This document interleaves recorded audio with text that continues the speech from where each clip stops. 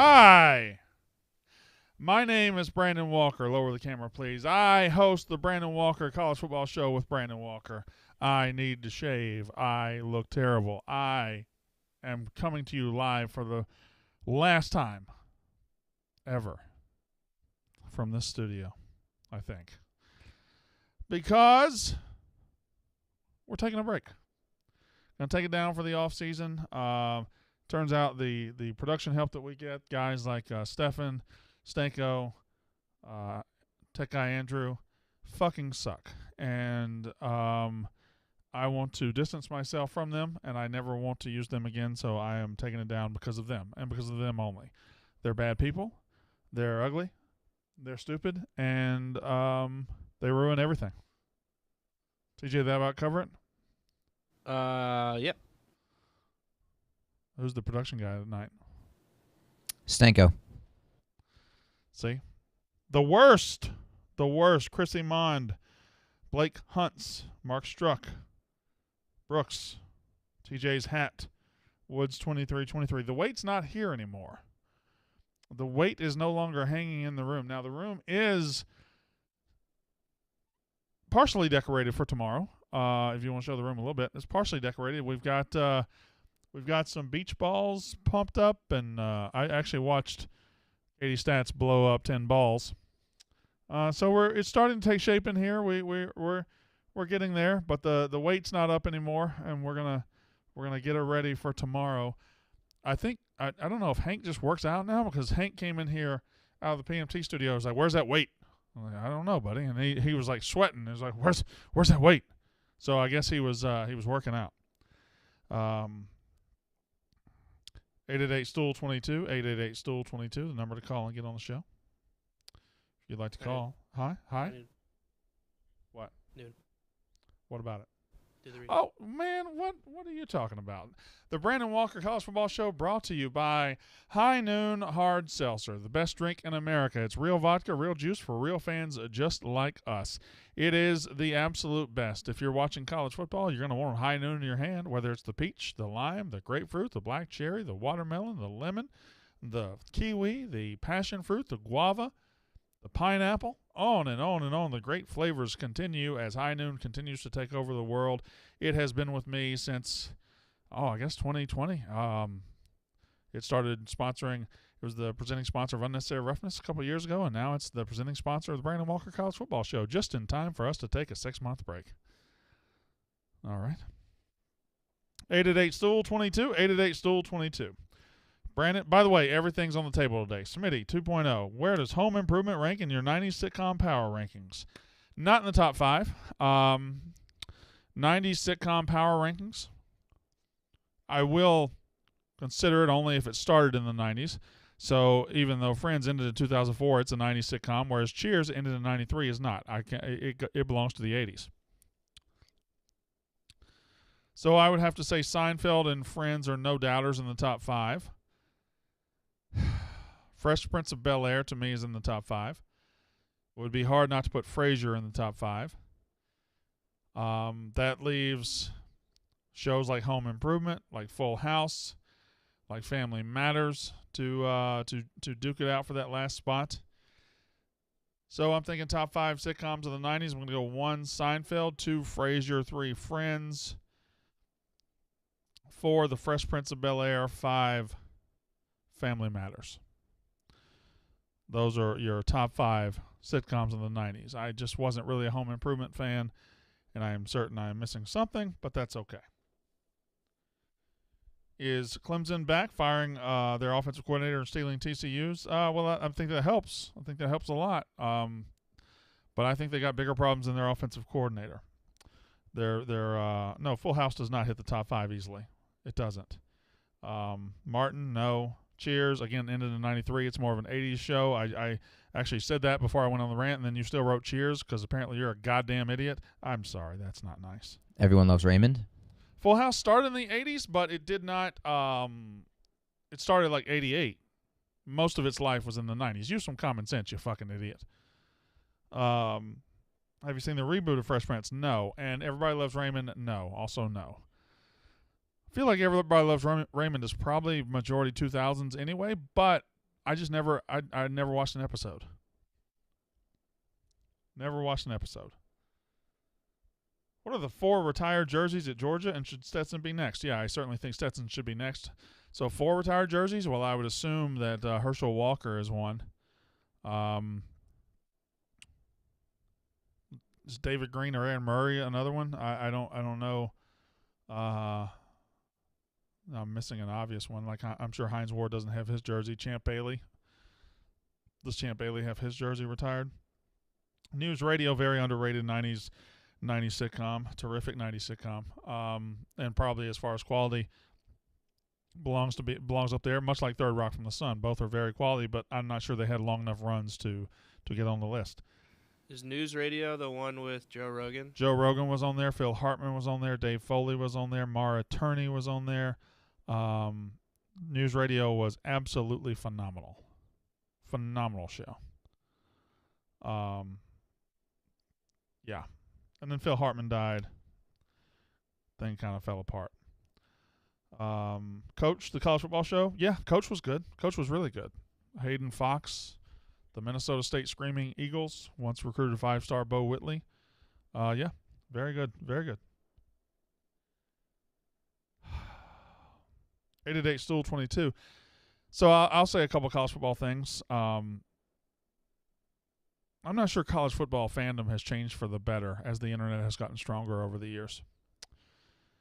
I think college football fandom has changed dramatically for the worse. Used to, we would wait for games to happen before we would have meltdowns. We would wait for results to happen. We would wait for things that really affected the program to happen before we melted down and freaked out. But now, and there's a great Twitter account called Message Board Heroes or something that follows up and tweets out the best message board meltdowns.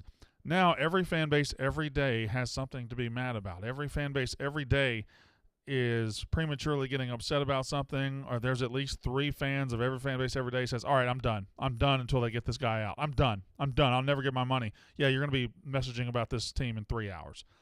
But my team, Mississippi State, I'll use them for an example. We hired an offensive coordinator today, and he is coming from Appalachian State, and he's our new offensive coordinator. And Zach Arnett's our new defensive coach, or our new coach. He was our defensive coordinator.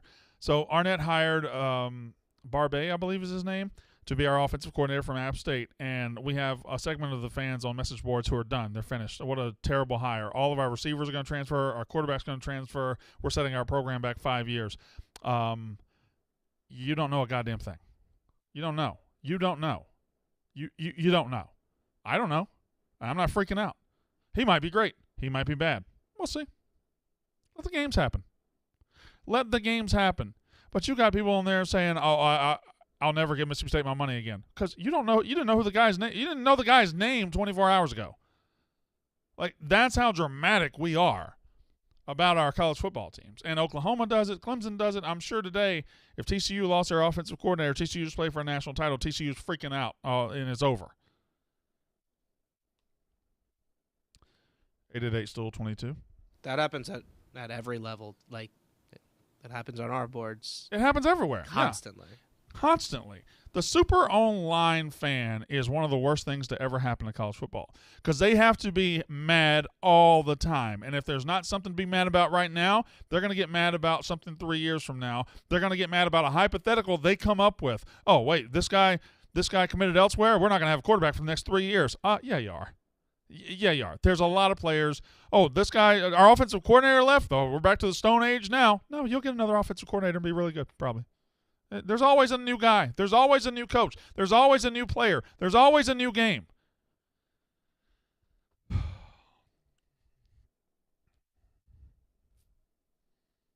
It was never Appalachian. It was always Appalachian. Sorry, Blake Hunt. For a second, I said it the wrong way, you dumb cunt.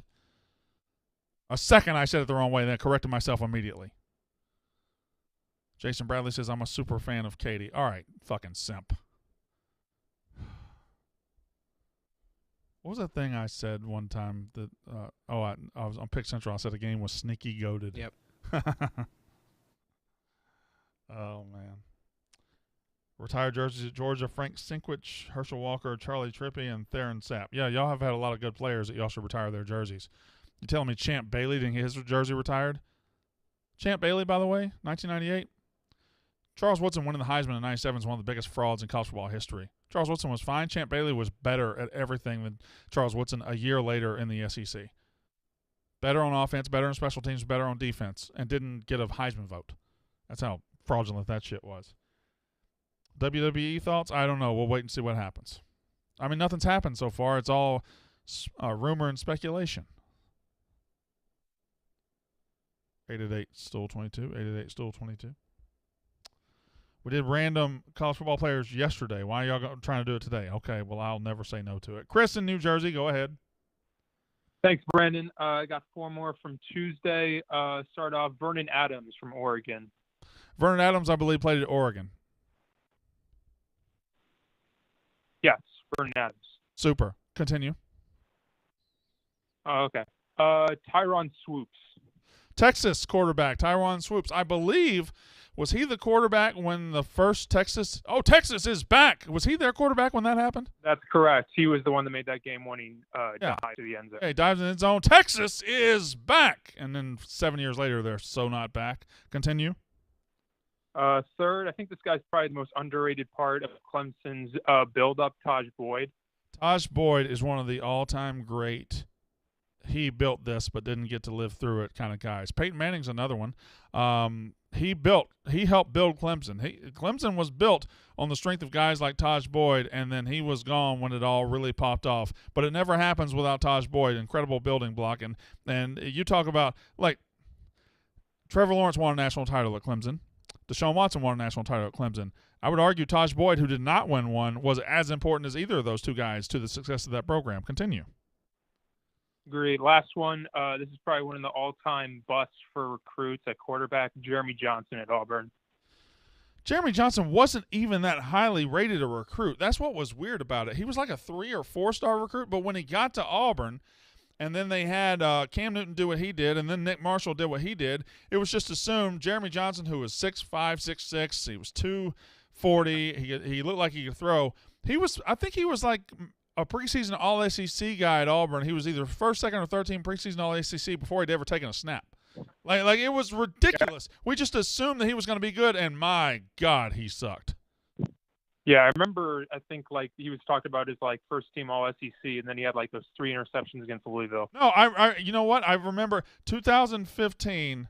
I think it was 2015. I'm going to look it up and stay there because preseason All-SEC football teams. Now, keep in mind, Dak Prescott was coming back after going to number 1 and going to the Orange Bowl and having an incredible season. And I think Jeremy Johnson might have been preseason All-SEC above him. Okay, so Dak was first team. Jeremy Johnson was second team. And Josh Dobbs was third team. Jeremy Johnson had never thrown a ball in college. Great pull, Chris in Jersey. That's a good random quarterback. Thank you very much. I'll talk random quarterbacks all day.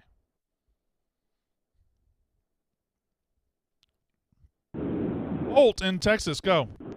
I know Sonny Dykes brought TCU from 5-7 to 12-2. How quickly do you think they can get back to 5-7? You think they can go 5-7 this next year? Because Oklahoma's going to be better. A couple other Baylor's going to be better. Why do you assume Oklahoma and Baylor are going to be better? Year 2 with Brent Venables, they're going to win the Big 12. That's an easy bet. What if he stinks? Baylor. Who does? What if Brent Venables stinks? What if he doesn't stink? Well, there's a lot. I'll tell you why, Holt. There's a lot more evidence that Brent Venables stinks than Sonny Dykes can go 5-7 at TCU, because Sonny Dykes and Brent Venables arrived on their campuses at the exact same time. One of them went to the national championship game. One of them went 6-7 with a roster full of 4 and 5 stars. So you assume that Oklahoma is going to be better based on reasons, and TCU is going to be bad based on reasons. But if you look at the transfer portal, TCU's tearing it the fuck up. TCU's going to be a hell of a lot closer to the national title game next year than Oklahoma is. I can promise you that. Okay, I disagree with that. Of course you do, because you're a brain-dead Oklahoma fan. Don't ever fucking call again. Might as well be on one on the way out. Oklahoma's going to be good. Why? Well, because we got Brent Venables. He went 6-7 his first year. Well, We got a much better roster next year. Well, you had a good roster this year. Well,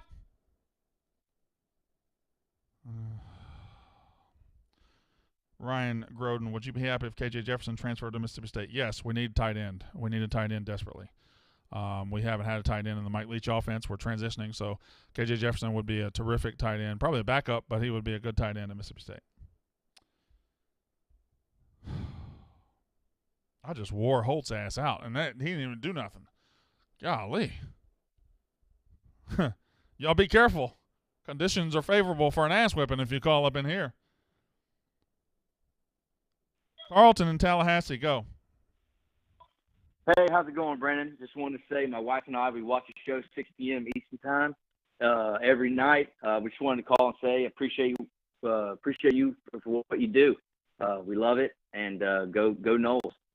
Well, thank you very much. See, that's a nice thing to say. I've also been complimentary of Florida State during this season and the off season, so I'm sure that he appreciates it. The second I say anything bad about Florida State, they're probably going to hate me, but that's okay. That's okay. What you going to do with no show? Angelo, great question. There's a real talk for a second. Real talk. The next time you see this show, me and TJ will be in Chicago. Katie's 50-50, we'll see. I'm still talking to her. She hadn't made up her mind. Anyway, next time you see the show, it'll be in Chicago. So in between now and the next time you see this show, I will need to buy a house. I will need to move my family out there. I will need to do a lot of things. And since I started at Barstool, I'm not trying to get a pat on the back, although I deserve it more than anybody. I haven't really taken a break. I haven't stopped. My days, and Katie can test, I get here at 10, 11. From 10 to 11, I never really stop. I start moving show to show to show to show to show. Then 7:30, 8 o'clock, go home. Do it again the next day. So I'm going to not do this show. We're going to pull unnecessary reference back, and I'm just going to be able to have time to plan, have time to move, have time to come up with new show ideas and stuff like that. Because, buddy, I got no shortage of show ideas. You know what I've been thinking about getting into, TJ? You ready? I have an idea for a podcast. I'm listening. So I tried the wrestling route, and that got shut down. I gave it a good shot. Had 13 videos out of 15 that made 100,000 views, and Barstool ignored it and canceled it. Anyway, nobody really does country music content. What if I did a country music show and just interviewed a bunch of country music singers? You don't like it? I don't like country music. I do. Country. I think you should, period. In the non-football time, do something that you care about other than college football. So if you care about college or country music, you not should really. Hey, but I will. We'll go out tonight. I'll be taking your request. I'll sing your favorite '90s country songs if you'd like. Go ahead. I thought you were dropping a podcast with Kirk about something. Oh, we've already recorded an '80s podcast. We recorded it 3 years ago, and we haven't dropped it yet. Nice.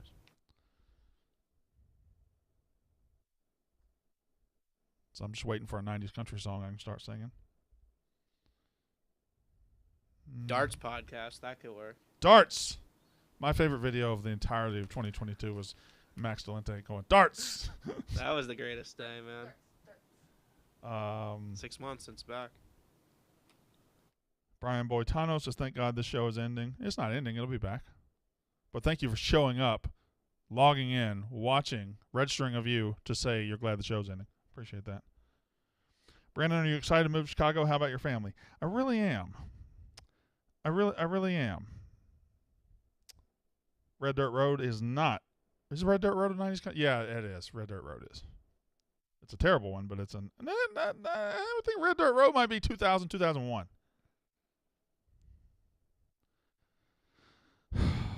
888 Stool 22. When the sun goes down on my side of town. John in Charlotte, go ahead. Hey, Brandon, big fan of the show. Also a big dog fan. Go Dogs. I'm hearing a lot of shit from Tennessee, though, that next year they're the ones that's going to be running the SEC. I want to hear your thoughts and if you think they actually have a shot. Well, first of all, the SEC runs through Athens, Georgia until further notice. the way they proved it the other night, the way they proved it this year by losing a whole shit ton of players and still being arguably better than they were last year, they run college football. So let me say that first and foremost. Second, I like the passion from Tennessee fans because a lot of people believe Hendon Hooker leaving is going to make them fall off, and I do not. I don't think Hendon Hooker himself was responsible for Tennessee being good. I think Hendon Hooker, coached by Josh Heupel, is what made them good. And if Hendon Hooker could go from average at Virginia Tech to great at Tennessee with Josh Heupel, Joe Milton can do the same thing. And they host Georgia next year. So I think Tennessee's not going anywhere as a very good team. I think they're going to be 10-2, 9-3, going to be a real good team and push Georgia in the SEC East. I don't think they'll beat them. I don't think they'll win the East, but at least they'll be there to push them because Florida threw their program away when they hired Billy Napier. South Carolina's still a little too far away. Kentucky's struggling a little bit. Tennessee is the perfect team to rise up and give Georgia something to play with in the SEC. Yep, and they also think that 5-star freshman's about to be the absolute life changer. Well, this is where NIL is going to bite some teams in the ass. They're saying he's about to start day one. Well, they're wrong. They're wrong. Joe Milton will start before that guy next year. But the thing is, they've invested $8 million or whatever it is, and they have decided he is the new hero, the new savior, the new everything. And if he doesn't come in and do incredible things, not only are you a bust now, you're an expensive bust. And that's going to change the game for these guys. The pressure is going to be on an 18-year-old kid to be an $8 million guy, and that's hard to do. I think Tennessee is going to be a good test case, and it's going to fail at some places. Like Jaden Rashada, who's getting whatever $1 million if he ends up going to Florida, or these all guys, somebody's going to fail because top 5-star quarterbacks pan out at about a 50% rate. They do not pan out at 100. They do not pan out at 75. They pan out at about a 50% rate, and we'll see. Tennessee's an interesting case. George Peters says, you kissed my dad back in your sophomore year at Mississippi State in front of one of the science buildings. He still talks about it all the time. I did not go to Mississippi State while I was a sophomore, so that seems incorrect. Not denying I might have kissed a man in front of that building, but I wasn't there when I was a sophomore. Do you have guys that just do rumors like that to you in your replies?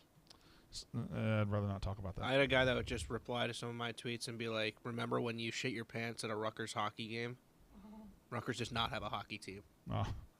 She don't know she's beautiful. Never crossed her mind. She don't know she's beautiful. No, she's not that. Sammy Kershaw up in this bitch. That was a good one. That was a good one, Chad Myers. I had a girlfriend that I dated 99, 2000. I won't say her name. One day this song came on the radio. It was She Don't Know She's Beautiful by Sammy Kershaw. And the whole point of the song is this knocked down, gorgeous woman just acts like she's not that pretty. She just acts like she doesn't even know. And this girl that I was dating at the time said, I love this song. I really feel like he wrote this about me. And I'm thinking, bitch, what? No. That your whole thinking that flies against the premise of the song in the first place. The premise of the song is that she doesn't know she's beautiful. And the fact that you're sitting here saying that, that's crazy.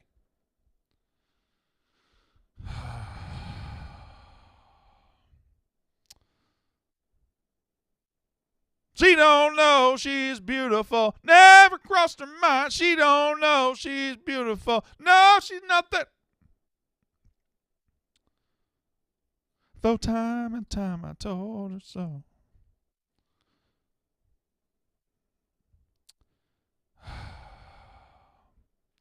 John in Cleveland, go.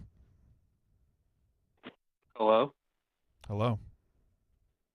Hi, Brandon. Hi, John. Good. How are you?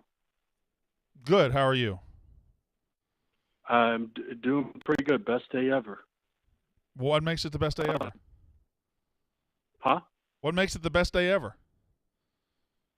My dog's nuts got snipped yesterday, and I was really afraid he was going to hate me and not want to do things with me anymore. Was that JD in St. Louis? I hung up on him. That sounded like JD in St. Louis. Didn't it sound like the same guy? Can't tell. It's been a while. I feel like that was him. Chat, what do you think? I couldn't tell what was happening. Well, it was. I'm almost certain. Guys, was that? I feel like that was JD. Am I going crazy?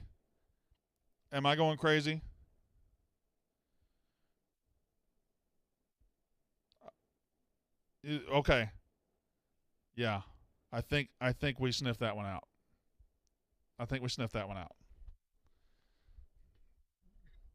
She's been going out with him. She's been going out with me. Said she'd let us know by tonight which one it would be. Oh, good question here. Alex in West Point, go. Brandon, what's going on, man? We're over here just working out over here at the Mossy Oak Fitness, getting ready for our NPC Mississippi Championships bodybuilding show, bro. How you been doing? Time out. Y'all got a Mossy Oak Fitness? Yeah, we got a little gym in the back. It's not for the public. It's just for a few of us. That we. Can I use it? We bought it. Yeah, man, you come. You're welcome to this gym at all times, brother. Is it on Main Street? Is it on Main Street behind? Is it the warehouse behind the Main Street office?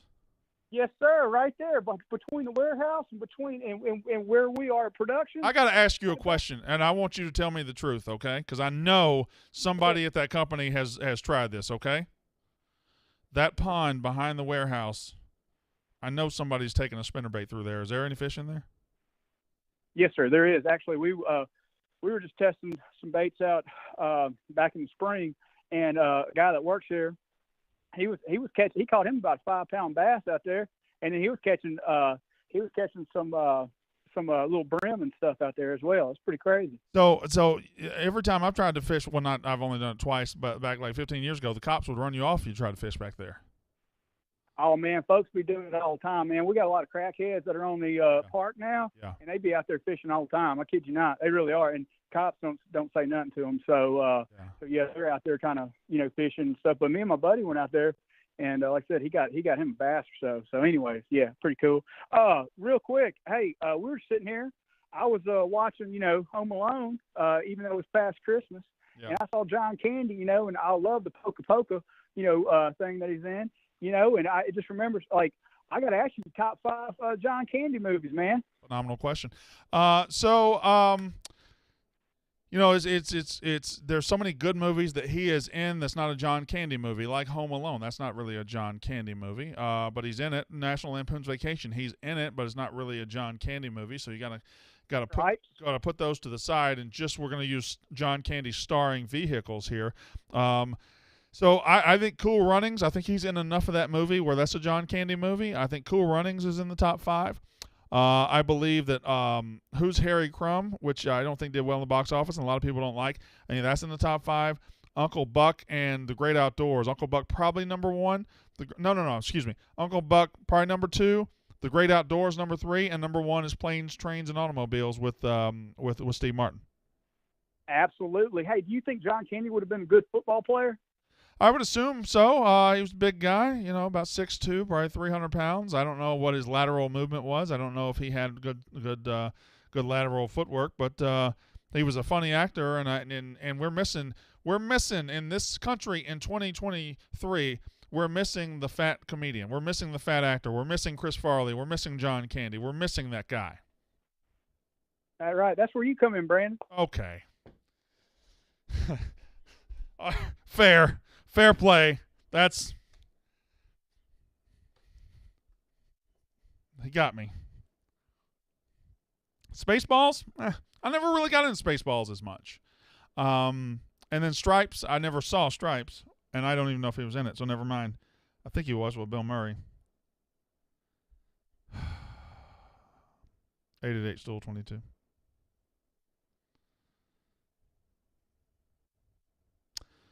Thomas in Chicago, go.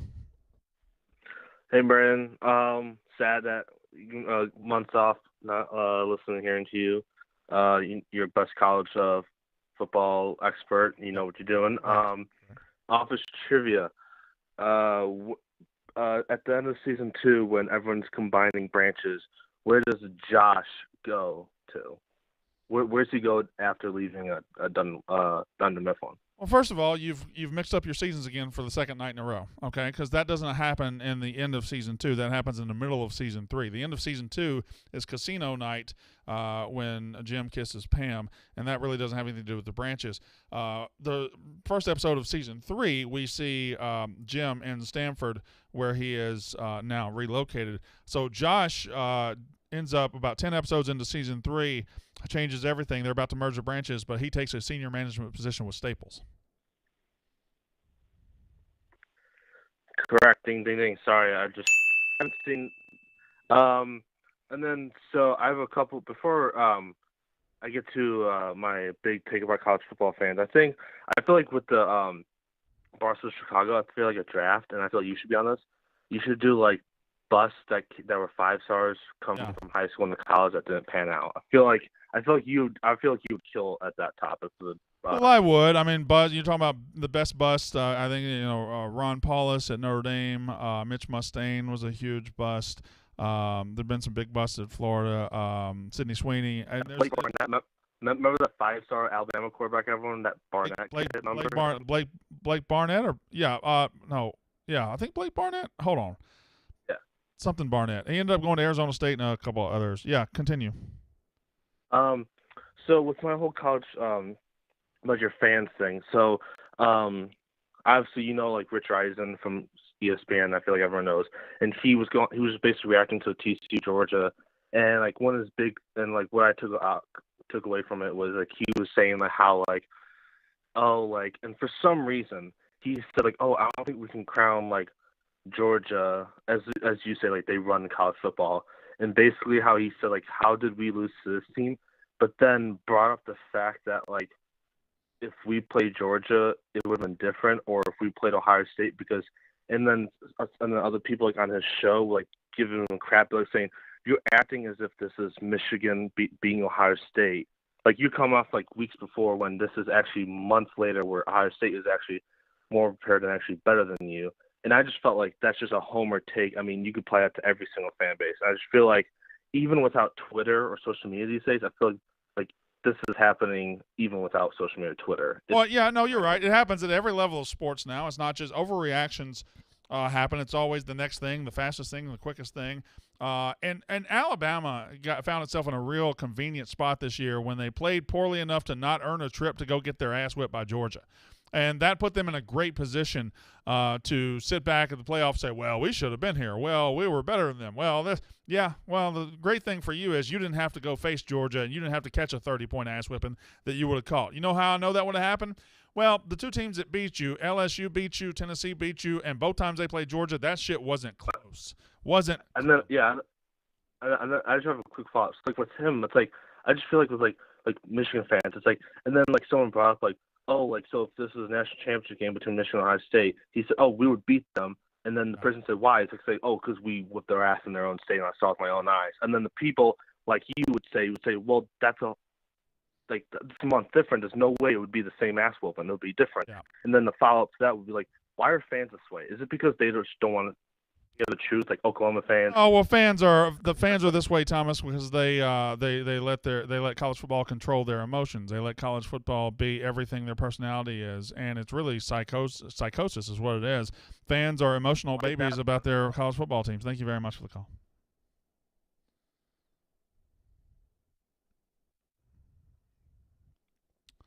Brandon in Iowa, go.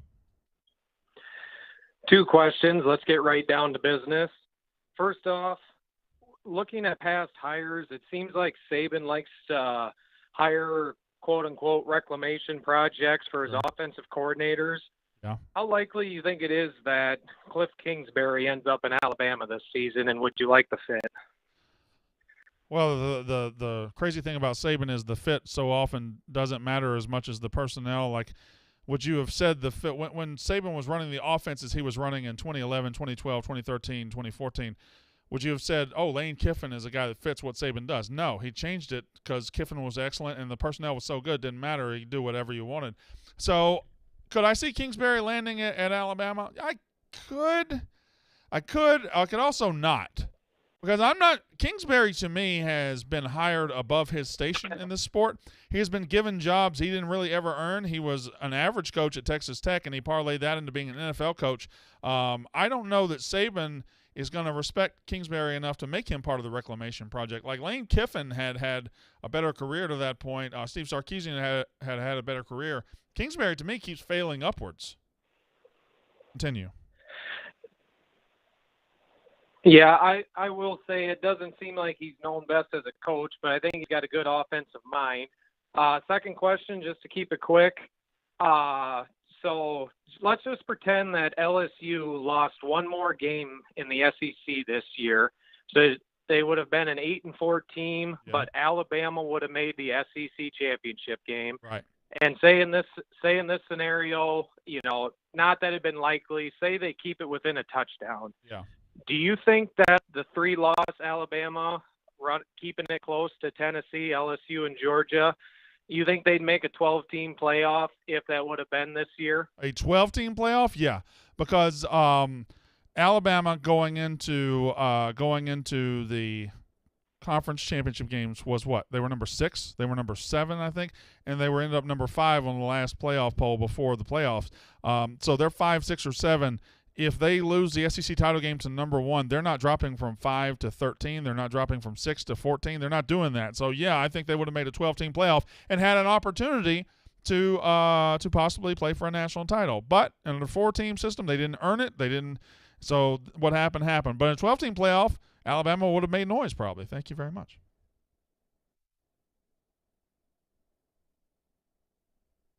Who am I? PD Pop, motherfucker. What? Superstar brought me a big old car.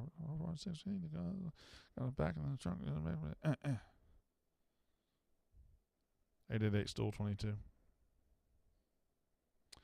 Wyatt in the Atlanta area. Go ahead, Wyatt. Hey, Brandon.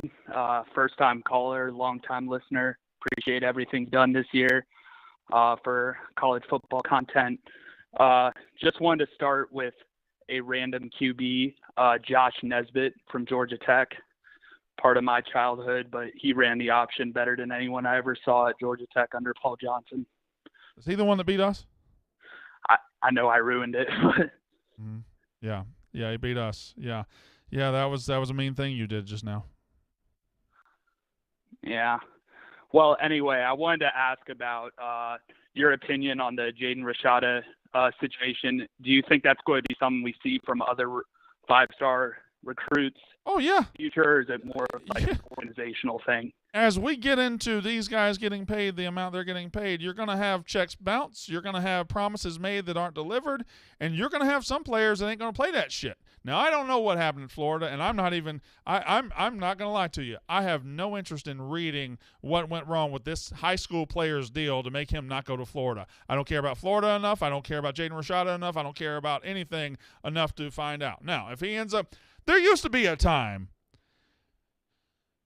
when you would find out about a guy, or you would really learn about a guy when he showed up to campus and became the quarterback, or he showed up and started making noise. Now, these guys are making $5 million, $6 million before they turn 18. I'm not sure. I couldn't give a goddamn less where Jaden Rashada goes. Now, Florida, they got to find a quarterback. And if they fool themselves into thinking the only way to find a quarterback to lead this program is to promise them $10 million and be able to pay them $4 million, they're going to be asked out in a hurry. So, thanks. I don't know if that's what you want me to say. When are you planning on being in Canada next? Well, I've never been to Canada, and I don't really plan on going to Canada anytime soon. I'm sure it's lovely. You have a passport? I do not have a passport. Me neither. What? I don't have a passport. Never needed one. The only country I've ever flown to outside of the U.S., you didn't need a passport in 2006. I went to the Bahamas for my honeymoon. You didn't need a passport. You just walked to the Bahamas. That's what I did. I walked to the Bahamas. How's it feel? Look a motherfucker dead in the grill and tell him, I told you, North Carolina. Come on in, raise up. Take your shirt off. What's around your head? God damn. Noah in Georgia. Hi. Hey, Brandon. How you doing? I'm average. How are you? I'm good. Love your show. Me and my dad are big fans. Can't wait for the show to start back next football season. Thank you. Question really is, what do you think Brock Bowers would have to do next season? What kind of numbers would he have to put up to make it to New York? 2 years ago he had 17 touchdowns and didn't even win the Mackey Award. Yeah. And I'd also like to know, do you think he could be a top 5 pick? Like, say some NFL teams are up there needing some receivers. Do you think he is good enough to be taken over some top receiver talent? I think if Kyle Pitts could be a number 4 pick, Brock Bowers can absolutely be a top 5 pick. I think Brock Bowers, not to say Kyle Pitts is a bad player, he's not. He was an excellent tight end at Florida, and he was number 4 pick. But if he can do it, Brock Bowers is the next great prospect. Now, I find it interesting that he didn't win the Mackey Award when he had 17 touchdowns a couple years ago, but he did win it this year when his stats weren't all that great. He is don't get twisted what I'm saying. He is a phenomenal player, a great player. Statistically, though, his year wasn't all that good. He had like 5 touchdowns in the regular season, had like 55 catches, and Michael Mayer from Notre Dame was better. However, Brock Bowers is the most talented tight end in the country, and if he puts up 100 catches next year with 15 touchdowns, and he's the very best player on Georgia's offense, it would be rare to see a tight end go to New York, but if anybody's ever going to do it, it would be this kid right here. Yeah, and something to add on top of that, I think the reason they didn't give it to him 2 years ago is maybe he's a freshman, which I think is bullshit considering they give the Heisman to freshmen, but whatever. And I'll just leave you with this. I'd just like to, since you're a Southern boy like me, I'd just like to know your top 5 favorite fast food sweet teas, and I'll leave you with that. Oh, this son of a bitch right here. What a question. Sonic. Sonic is way up there. All the fast food chicken places, Zaxby's, Raising Cane's, they have terrific fast food, the sweet tea. Chick-fil-A has phenomenal sweet tea.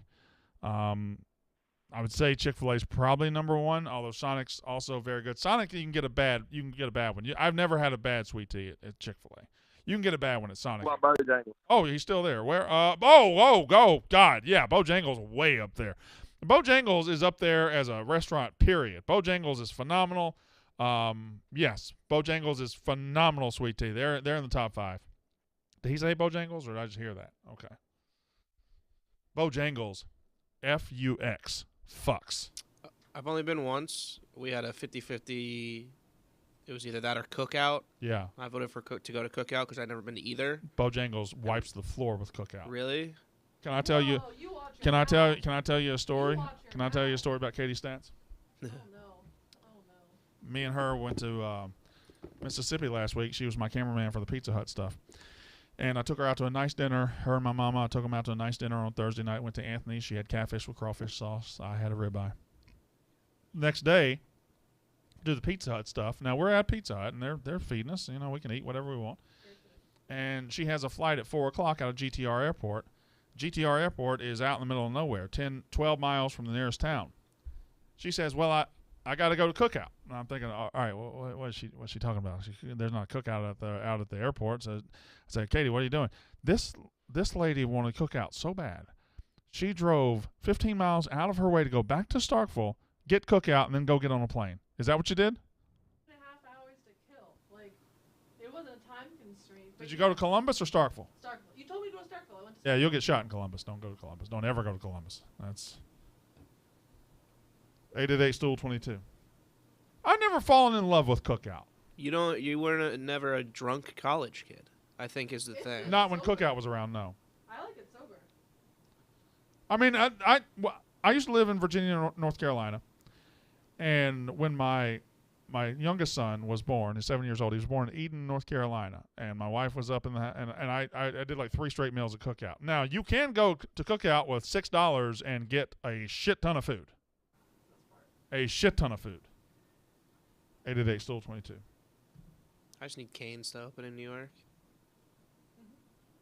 Somebody's trying to. I keep getting DMs wanting somebody to partner with me to put a Cane's in Starkville.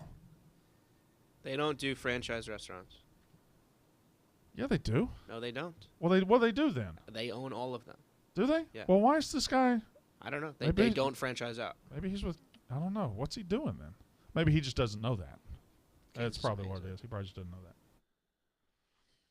James in North Carolina, go. James in North Carolina, Come on and raise up. Take your shirt off. Spin it around your head like a helicopter. Okay.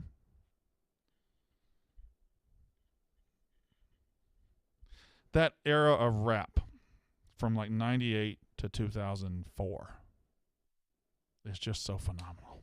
It's just so great.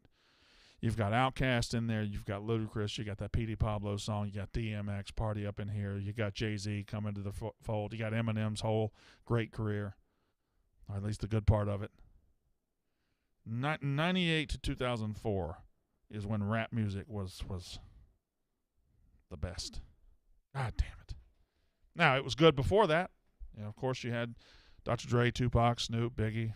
That was all good. But 98 to 04 hit me right in the right spot of life. Outkast and fuck. 888 Stool 22. Gerald in New York, go. B-Walk, how you doing, man? You feeling better? I'm feeling much better. Yesterday was rough. It got touch and go there for a while. Continue. Yeah. So I have a question for you. So if there was one football team, NCAA college football team, any place to put up on against any other team, what would it be? Like, for example, the 2001 Miami with Frank Gore, Hopkins, McGahee. What would it be? And then I have a joke of the year for you, but that's your choice to hear it. If not, oh well. I'm going to go ahead and, first of all, 2001 Miami Hurricanes, the greatest team of all time, although I wouldn't use Frank Gore for that because he didn't really play for that team very much. It was more McGahee and Portis, I think. Now, Gore was on the team, but I think he was a freshman. Sean Taylor also didn't play much for that team, even though he was on the team. 2001 Miami is the greatest college football team ever. Shockey, Bryant McKinney at tackle, just on and on and on and on and on. But I would like to hear the joke of the year. You would like to hear the joke of the year? I would. Okay. So this is not a dad joke. So it's just a regular joke. So why does Barbie never get pregnant? I don't know why. It comes in another box. Yep. Yeah. That's good. Yeah. No, that's I've never heard that. That's a good joke. It's a good joke. Was Gerald the joke guy the other day? He's 2 for 2. Gerald's 2 for 2. He retires 2 for 2 until we come bring the show back. I don't know if it cut out. Why does Barbie never get pregnant? Because Ken comes in another box. I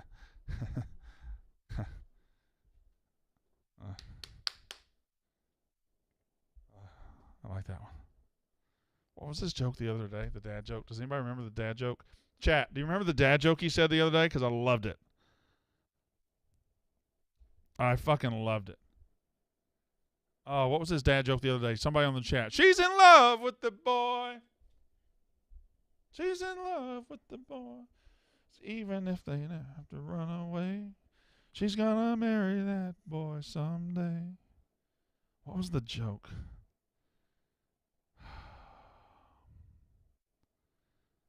I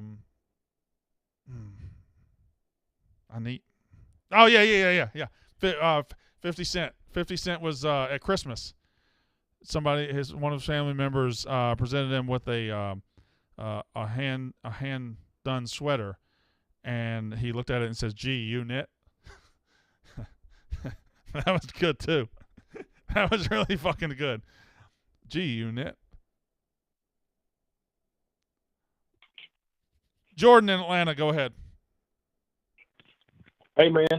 I was just wondering, I'm a Georgia fan, and I was wondering, who do you think is about to be more annoying, rising Georgia fans to the level that we're at now, or post-Alabama what it is now? Well, the answer to who's the most annoying fans in the country is always the Tennessee Volunteers.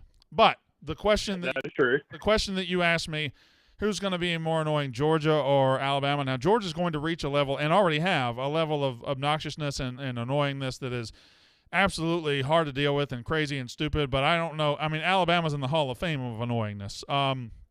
Alabama fans this year, instead of saying, oh, fuck, we need to be better than losing to LSU, we need to be better than losing to Tennessee, they're just saying, we're better than TCU, and y'all know it. Shut the fuck up. You didn't win a goddamn thing this year, okay? So Alabama fans will never be touched for their annoyingness, but Georgia fans are absolutely going to give them a run for their money. Here's the thing. Whoever's on top of the sport is going to be annoying. That's just the truth. True. But Tennessee fans will never be challenged as far as. And I was getting chirped the entire Tennessee Georgia game just through text messages and stuff, and it's like, golly, y'all are just relentless. But that's what makes the sport great. It's yeah, pretty awesome. But let me tell you what I appreciate it, man. I'll tell you what Georgia fans are doing right now. Georgia fans are in my DMs, and they're every time I tweet about college football, they'll answer, "Oh, this guy doesn't know what he's talking about. You know what he said about Georgia this year?" And they act like my prediction for Georgia was this incredible insult, incredibly wrong. I predicted Georgia to go 10-2, win the East, and fall just short of a playoff berth. And they act like I said they were going to go 1-11. They act like I said, "Oh, Brandon Walker did, but he thought we was going to be terrible. He thought we was going to suck." And they look how dumb he is. King of the South, my ass.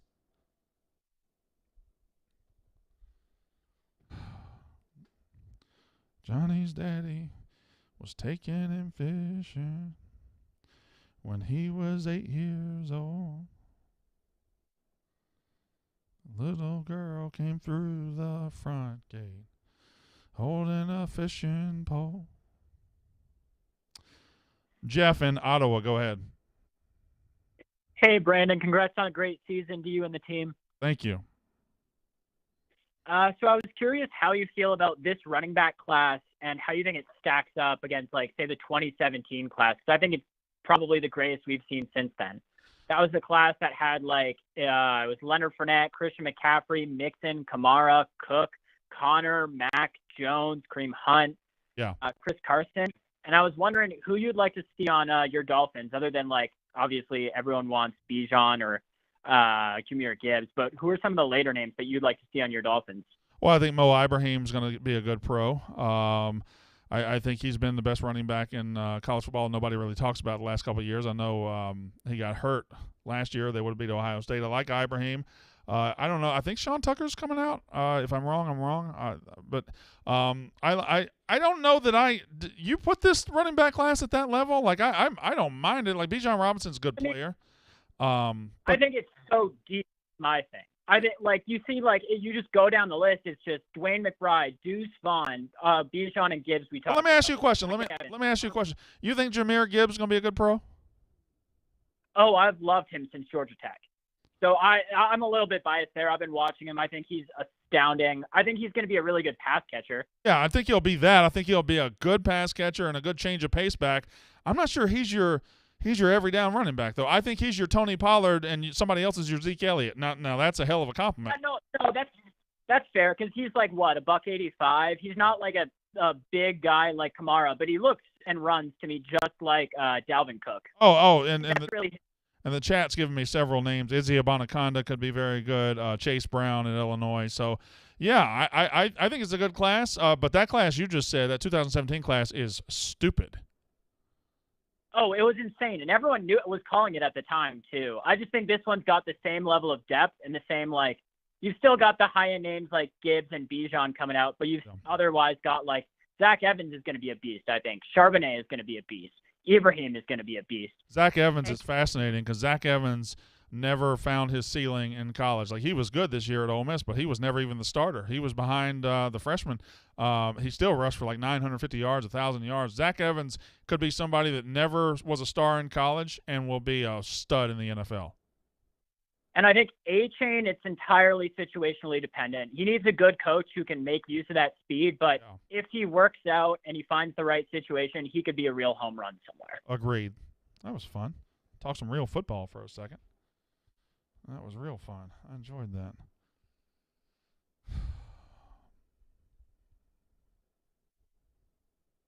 Take Jimmy Johnson. Take Tommy Thompson. Take my best friend, Bo. Take anybody that you want as long as she don't go. Take any boy in the world. But Daddy, please don't take the girl. I don't know if I don't know. I don't care about 6:55. Need me to kill some time? How are you going to kill time? I was going to do a compliment minute. Oh, me? I don't need it. Thank you, though. That would be awkward. Today, when KB was doing his and I was listening, it really is awkward to get complimented on camera. I don't know if it's just because we joke around so much and are never genuine with each other on camera, or if it's when you really say something nice, I don't know how to take it. Yeah, it's weird to actually say something nice. Could you hear in the booth what Kyle was saying? Yeah. It was really, really nice. Yes. He was actually just reading the phone book. Oh. He wasn't saying anything. Yeah. He was just telling me his favorite Chinese food order. He almost made me cry, though. Kyle said, since you couldn't hear today, Kyle said that I am his hero at Barstool. I am the guy he patterns his life after, that I give him hope, that I give him reason to keep going, that I am funnier than he is, I'm in better shape than he is, that I am somebody that really puts the blueprint forward of how he wants to live his life. That's what Kyle Bauer said to me. I'm not saying it. That's what Kyle Bauer said to me. He said, Brandon, me and Nick just aren't that funny together, but when we're around you, we're able to find that funniness because of it just pours out of you. You're just incredible. That's what Kyle Bauer said to me. That's what he said to me. I don't know if y'all can hear it out there. 888-STOOL-22. I'm not going to lie. I don't want to talk about Garrett Riley. I don't want to talk about Bo Nix, and I don't want to talk about Notre Dame. So I'm not answering those calls. 888-STOOL-22. Might be a little dust on the bottle. Don't let it fool you about what's inside. Creole Williams. I went backwards. Live down a dirt road. All right. So, not a big deal. I'm not going to do this emotional thing. I'm not going to do this. But the people that do follow the show, I appreciate it. The people that do show up, the people that do call, the Bubs in Iowa, the Thomas in Chicago, the guy in Indy, in Houston, Jason in Houston, on and on and on. And I'm not saying everybody, but the guy Gerald in New York, everybody, and everybody that's on this chat right now. Thank you for being a part of it. I appreciate your support. I appreciate you doing this because you do show up every day and watch me do this. Thank you, thank you, thank you. Now, that's all I'm just going to say because we're going to shut the show down for about a couple months. Last year we were on, we had a deal with Sling and we were on the Sling and then we had to keep going and we did some fun things. But now I got to move to Chicago soon. TJ's got to move to Chicago. Katie's got to move to Chicago. And so we have to figure out what we're doing next. Next time we do this show, we're going to be getting ready for another college football season. We're going to have it. This show's going to have its own. Well, don't let me. I think we're going to have some studio space. I think we're going to have a good presentation. We're going to have a lot of things in store for this show, and it's going to go bigger and better. So if you have been with me through this year and through the building, it's going to be big very soon when we come back. So we're not going to have this show for a couple of weeks, couple of months. When we come back, shit's going to go down. I'm still the greatest college football mind in America. TJ works his ass off on the show. Katie Stats works her ass off on the show. Stanko and all the boys, they work their ass off on the show. So not a sad, flowery goodbye. We're just going to shut her down for a couple months. And next time we see you, we'll be in Chicago. Thank you very much. That's our show.